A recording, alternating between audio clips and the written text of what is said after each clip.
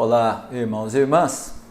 A nossa aula de escola dominical de hoje vai usar como texto básico o texto de Lucas, capítulo 13, do versículo 6 até o versículo 9. E o texto diz assim, nós vamos fazer a leitura do texto. Então Jesus contou esta parábola. Certo homem tinha uma figueira na sua plantação de uvas. E quando foi procurar figos, não encontrou nenhum. Aí disse ao homem que tomava conta da plantação: Olhe, já faz 3 anos seguidos que venho buscar figos nesta figueira e não encontro nenhum. Corte esta figueira. Por que deixá-la continuar tirando a força da terra sem produzir nada? Mas o empregado respondeu: Patrão, deixe a figueira ficar mais este ano. Eu vou afofar a terra em volta dela e pôr bastante adubo. Se no ano que vem ela der figos, muito bem. Se não der, então mande cortá-la. Eu quero começar a nossa reflexão de hoje lembrando um fato que aconteceu na época em que eu ainda estava no seminário. Eu tinha um colega que estava responsável por fazer o sermão de prova daquela semana e ele escolheu justamente esse texto que nós estamos analisando hoje. E quando ele começou a fazer o seu sermão, ele fez uma afirmação bastante interessante. Ele disse assim: vocês, pecadores, precisam se converter. Vocês são como essa figueira que não presta para nada e vão para o inferno. E não sei se algum dos irmãos já teve a oportunidade de ver como é que funciona um sermão de prova. O responsável pelo sermão, o aluno que está sendo testado, vai até a frente e no primeiro banco, da onde estão todos ali reunidos para o culto, se sentam 3, 4 ou 5 professores que ficam com o seu caderninho anotando aquilo que está acontecendo durante o culto. Tudo ali é analisado, a liturgia, a linguagem usada pelo pregador e tudo o que ele falar. E então esse colega de seminário, depois de dizer que nós estávamos todos condenados porque nós éramos como aquela figueira que não servia para nada, chega então o momento da análise dos professores. E ele foi muito elogiado pelo seu português, falando de maneira muito clara, explicando de maneira muito coerente, sem maiores problemas. Foi muito elogiado na sua preparação do estudo, na divisão que ele fez do texto, explicando cada parte, até que chegou o momento em que um dos professores era responsável por analisar o conteúdo daquilo que ele pregou. E o professor foi até a frente, responsável por aquela parte, e disse o seguinte: Olha, você fez um sermão sobre o inferno num texto que fala sobre a graça. Ou seja, tudo que você disse não tem nenhuma conexão com o conteúdo desse texto. E eu quero começar por esse ponto, por essa maneira de ver o texto, porque isso pode nos ajudar a entender a riqueza desse texto e como muitas vezes nós também colocamos as nossas ideias, projetamos na leitura do texto aquilo que nós somos e aquilo que nós pensamos. Vou fazer isso de uma maneira um pouco mais prática. Vou falar primeiro sobre as parábolas, depois sobre figueiras, depois sobre Israel e finalmente sobre a igreja. Falando sobre parábolas, nós temos que nos lembrar que os evangelhos trazem uma série de parábolas usadas por Jesus. É um tipo de linguagem que Jesus usava como um recurso para explicar principalmente as coisas relativas ao reino de Deus. Uma parábola sempre permitia para os ouvintes, para as pessoas que estavam acompanhando aquilo que Jesus estava dizendo, compreender realidades que normalmente não seriam tão fáceis de entender.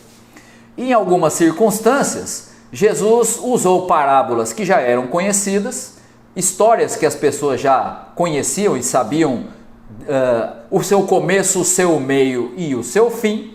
E o que Jesus fazia era pegar uma parábola existente e mudar principalmente o seu fim, para que tivesse então um desfecho que revelasse aquilo que ele pretendia sobre o reino de Deus. E portanto, para nós, quando nós olhamos para as parábolas, pode ficar um pouco difícil de entender muita coisa que aparece nelas. Primeiro, por conta da distância, nós estamos em outra época, nós estamos em outro lugar e nós temos uma herança muito mais urbana do que propriamente a herança comum, tanto de Jesus quanto dos seus ouvintes, que era mais agrária, que era mais voltada para a vida na terra em termos de cultivar a terra. E por isso, quando hoje a gente fala a respeito daquilo que Jesus ensinou por meio das parábolas, existe uma responsabilidade muito grande para a gente não trair o significado do que ele queria de fato dizer. E a parábola, quando estudada, quando bem estudada, pode nos permitir uma viagem no tempo e nós podemos então entender aquilo que Jesus queria dizer, ensinando por meio dessas histórias que ele se apropriava e mudava o final. Agora, falando um pouco mais sobre figueiras, essa parábola parece meio estranha, porque nós temos nessa parábola Jesus falando de uma figueira que é plantada no meio de uma vinha. E vinha, como os irmãos sabem, é uma plantação de uvas. E por que ele usa a figueira? O figo era uma fruta muito nobre em Israel, é quase sagrada na tradição dos judeus. E estava sempre presente, principalmente na mesa dos imperadores romanos, das autoridades mais importantes, e os judeus exportavam para todo o Império Romano, para muitas famílias importantes, o seu figo, a produção do seu figo, né? E portanto, muitas famílias em Israel viviam da produção desta fruta. A figueira era uma árvore, era um tipo de planta com algumas características muito interessantes, que certamente levaram Jesus a escolher essa árvore para exemplificar dentro dessa parábola. Há um especialista no Novo Testamento que trata das parábolas de Jesus, chamado Joaquim Jeremias, e ele diz que nas parábolas de Jesus nós encontramos algumas características que nos ajudam a compreendê-las. No caso desse texto, ele diz o seguinte: primeiro, a figueira era uma árvore que levava em média 3 anos para chegar ao amadurecimento, ou seja, para atingir aquela fase em que ela era capaz de produzir. Portanto, quem plantava uma figueira necessariamente tinha que aguardar pelo menos 3 anos antes de começar a colher os primeiros frutos.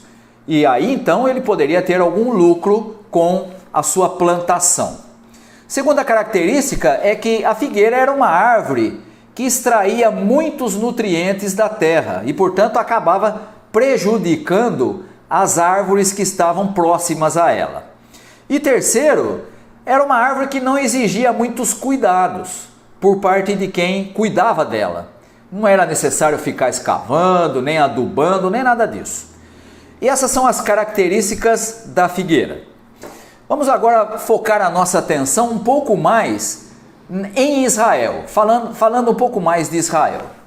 Jesus, nesse texto, compara a figueira com o povo de Israel. E aqui nós temos uma reprise ou a retomada de uma ideia que já era muito comum já desde o Antigo Testamento, comparando a figueira com Israel. Você vai encontrar isso em vários textos do Antigo Testamento. E essa comparação, que já vem de longo tempo, de longa data, foca principalmente a importância que Deus dava para Israel, valorizando Israel como o próprio povo de Israel valorizava a figueira. E, portanto, era como se Deus estivesse dizendo: Israel é tão importante que eu estou comparando com uma árvore nobre. Porém, quando você olha para a parábola contada por Jesus, nós vamos encontrar alguns dados importantes também sobre Israel. E os dados são os seguintes. Primeiro, Israel havia sido plantado na vinha de Deus, e aí é o sentido dessa parábola, para ser luz, para ser referência para os outros povos.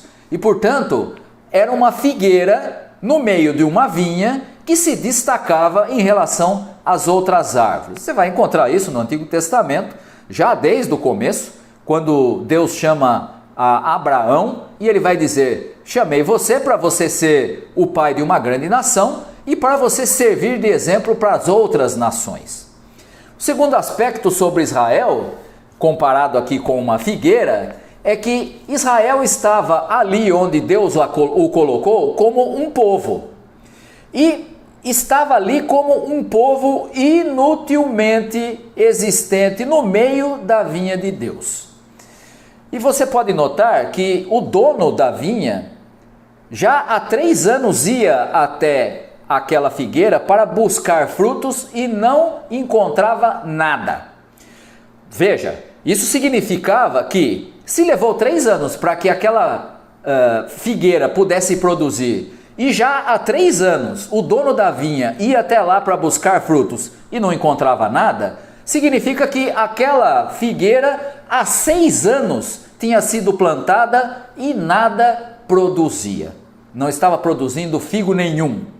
E o terceiro aspecto é que, assim como o dono da vinha esperava o fruto valioso da figueira, e portanto o nobre figo, Deus também esperava de Israel os mais valiosos frutos de arrependimento. Você vai encontrar isso na pregação de João Batista, quando ele diz que Israel deveria produzir frutos de arrependimento. Essas são as características que a gente poderia levantar aqui sobre Israel como a figueira que está no meio da vinha.